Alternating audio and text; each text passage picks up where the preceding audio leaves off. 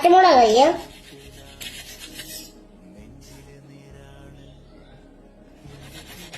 Okay, നമുക്കിത് ഇതിനകത്തോട്ട് ഇട്ട് കൊടുക്കാം. ഇതാണ് നമുക്ക് ഉണ്ടാക്കാൻ എടുക്കുന്നത്. ഇനി നാരങ്ങ പിഴിഞ്ഞു കൊടുക്കാം.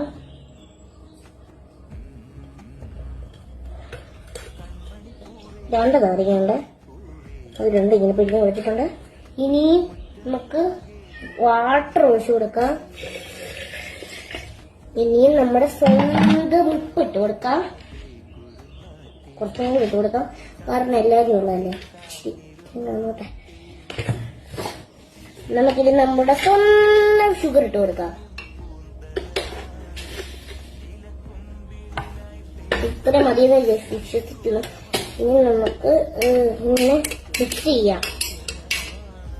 രസമില്ലേ കാണാൻ? നന്നായിട്ട് നമുക്ക് ടേസ്റ്റ് നോക്കാം.